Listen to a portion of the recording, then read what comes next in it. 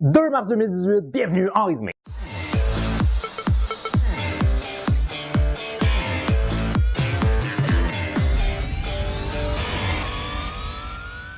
Bonjour à vous communauté, mon nom est Yves Lanty et bienvenue en résumé de l'actualité avec une poignée d'humour et d'humanisme. Alors communauté, je sais que je vous avais dit que ma prochaine capsule, ou du moins que je ferais des capsules à sujets multiples lors des fins de mois, mais comme vous le savez, la semaine dernière, je n'étais pas présent parce que mon conflit d'horaire avec mon travail faisait que j'avais juste pas l'énergie de faire une capsule. Alors j'ai décidé de vous faire ma capsule récapitulative, ou du moins de fin de mois, j'ai décidé de vous la faire en début de mois de mars. Alors j'ai un peu triché à ce niveau-là, mais bon quand même. Ce que moi j'ai misé, je me suis dit que ça pourrait peut-être être intéressant, ce serait de revoir des sujets qui ont beaucoup retenu l'attention au cours du dernier mois, ou du moins qui ont beaucoup retenu mon attention au cours du dernier mois dans l'actualité, et peut-être soit des sujets que j'ai jamais parlé, vous en parler, ou des sujets que j'ai déjà parlé, rajouter des informations à ces sujets-là. Alors, je sais pas si jamais le concept vous plaît. Maintenant, sachez que j'ai réalisé assez rapidement qu'effectivement, les sujets uniques génèrent plus de vues. Alors ça, puis je sais pas pour ce qui est du nombre de minutes en tant que tel, ça, j'ai pas vraiment regardé. Je sais que YouTube prend en considération le nombre de minutes de visionnement pour devenir un YouTube Partner.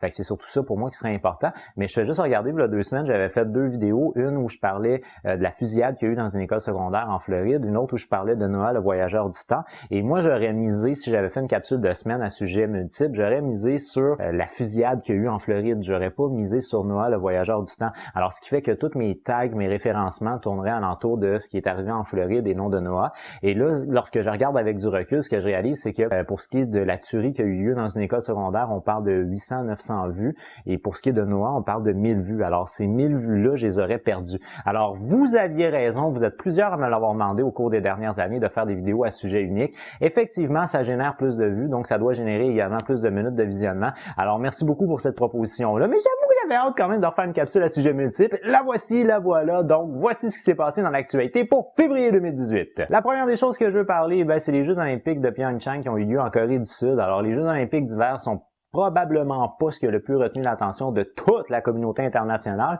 parce que c'est pas tous les pays qui sont présents, puis on dirait qu'il y a quand même plusieurs pays qui doivent s'en câlisser. Je pense pas que l'Ouganda a beaucoup milité pour les Jeux olympiques cette année. Je pense que c'est pas nécessairement ce qui a le plus retenu l'attention, mais assurément pour nous au Canada, c'est quelque chose qui a beaucoup retenu l'attention. Et d'ailleurs, le Canada a, semble-t-il, battu un record de récolte de médailles. Alors, je suis pas certain, je connais pas les chiffres par rapport à ça, mais le tableau est quand même assez intéressant. On a fini à la 3e position pour la récolte des médailles. Donc, le Canada a réussi à finir à la 3e position avec un total de 29 médailles, dont 11 médailles d'or. Donc ça, il semblerait que c'est un record pour le Canada et franchement, toutes mes félicitations aux athlètes canadiens. Pour ce qui est de la France, vous avez terminé au 9e rang avec un total de 15 médailles et de 5 médailles d'or. Alors, je suis désolé, c'est peut-être pas ce qu'il y a de mieux, mais quand même, vous êtes à peu près en milieu de peloton si on prend en considération qu'il y a à peu près une trentaine de pays, 28 pays au total, qui ont reçu des médailles. Et pour ce qui est de la Belgique, au 25e rang avec une médaille d'argent. Toutes mes félicitations quand même à la Belgique. Maintenant, il y a des choses qui ont retenu mon attention dans le cadre des Jeux olympiques. Donc oui, ça a été une belle récolte. Oui, les mascottes étaient bien cute. Mais une chose qui m'a beaucoup fait rire là-dedans, c'est le fait qu'on a vu dans le cadre des Jeux olympiques les 2 sosies de Kim Jong-un et de Donald Trump. Kim Jong-un et Donald Trump, pendant l'espace des Jeux olympiques, se sont promenés main dans la main. Ils ont fait des selfies avec un peu n'importe qui. Alors ça, j'ai trouvé que c'est quelque chose qui était plutôt drôle. Et c'est quand même assez intéressant sur un point de vue extérieur parce que c'est vrai que sur un point de vue diplomatique, les Jeux olympiques étaient importants. Puis c'est le rôle des Jeux olympiques, c'est de réunir toutes les nations.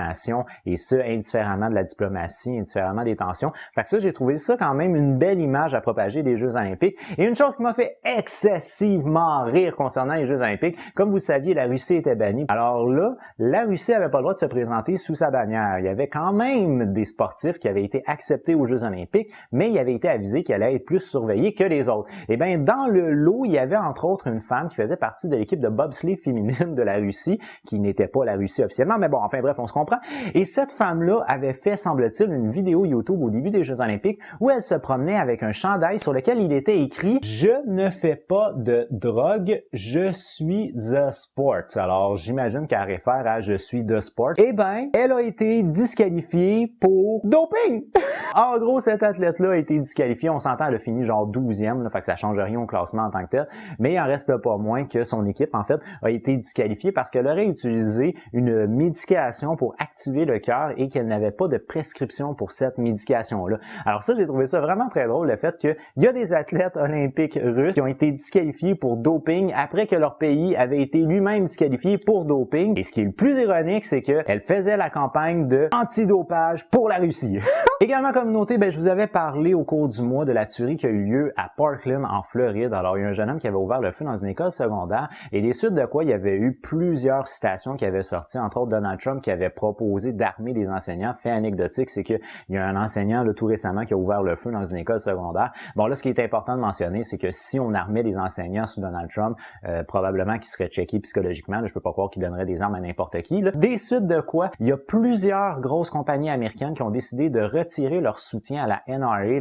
La NRA, c'est la National Rifle Association. C'est l'association qui défend le port d'armes. C'est l'association qui est très puissante, le gros lobby, qui a beaucoup d'argent, qui a beaucoup d'appui. Alors, Donald Trump prend continuellement leur défense et la NRA appuie Donald Trump. Et là, il y a plusieurs compagnies. Là, au moment où moi je tourne, on parlait d'environ 14 compagnies qui ont décidé de retirer leur appui à la NRA. Et dans le lot, on parle entre autres de United Airlines et de Delta Airlines. Ce sont deux très grosses entreprises d'avions, de transport aérien aux États-Unis. Et pour ça, je pense que si ça peut être une répercussion, c'est une répercussion qui est positive des suites à la tuerie qui a eu lieu. Entre autres aussi, le commerce qui avait vendu l'arme au jeune homme qui a ouvert le feu dans l'école secondaire, le monsieur a fermé ses portes parce qu'il se sentait trop concerné de ça. Et également, il y a des gens qui ont décidé de détruire leurs armes sur les réseaux sociaux. Entre autres, il y avait une vidéo là, d'un homme qui détruisait son arme qui était le même arme qui avait été utilisée. Fait que si on peut voir quelque chose de positif de sortir de ça, je pense que le fait qu'on ait de moins en moins d'appui économique à la NRA, c'est quelque chose de très positif.